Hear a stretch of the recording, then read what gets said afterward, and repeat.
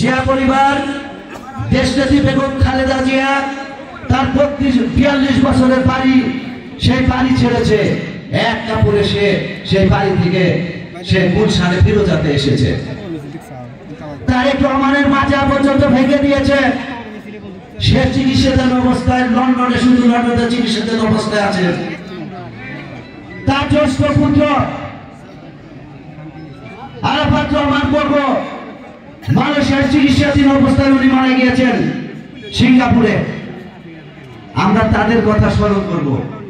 তারা যে নির্যাতিত হয়েছে সেই নির্যাতনের কাছে আমরা কিছুই না। তাই আপনাদের কাছে অনুরোধ থাকবে, আমরা 13, 14, 15 তিনটা ওয়ার্ডে সুন্দর একটা কমিটি দিতে চাই। সেই কমিটির ভিতরে যারা নেতৃত্ব আগে ছিলেন তার ভিতরে যদি তারা আমরা পরীক্ষা নিরীক্ষা করে দেখব, যাদের পরীক্ষায় উত্তীর্ণ হবে তারাই নেতৃত্ব আসবে। তারা যদি ফেল করে তাহলে তারা নেতৃত্ব দিতে পারবে না, নতুন মুখ আসবে।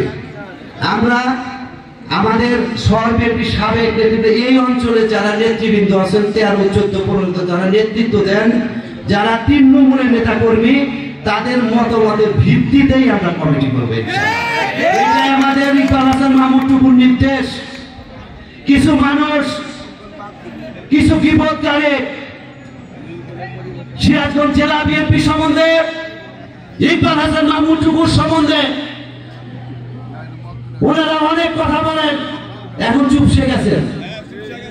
আমরা ওপেন মঞ্চে আমরা কমিটি করার জন্য এসেছি, পকেট কমিটি করার জন্য আসি নাই। আমরা কমিটি করবো ওপেন সবার মতামতের ভিত্তিতে। এইটাই ইকবাল হাসান মাহমুদ টুকুর নির্দেশ।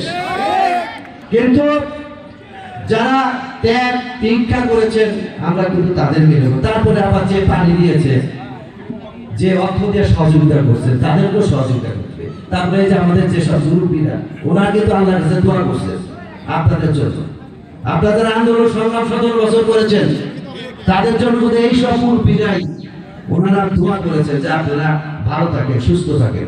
এই আমাদের এই মুরব্বীদের জন্য আপনারা দোয়া করবেন এবং এদের কথা শুনবেন। সবার কাছে তৃণমূলে যারা নীতিকর্মী আছেন আপনারা এই জিনিসটা খেয়াল রাখবেন। মুরব্বীদের এখন আপনারা দাম দিবেন, তাদের সম্মান করবেন।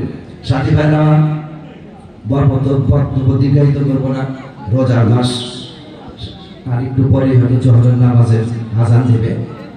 আজকের এই প্রধান অতিথি আপনাদের সামনে বক্তব্য রাখবেন জনাব মকবুল হোসেন চৌধুরী, আপনাদের সামনে বক্তব্য রাখবেন।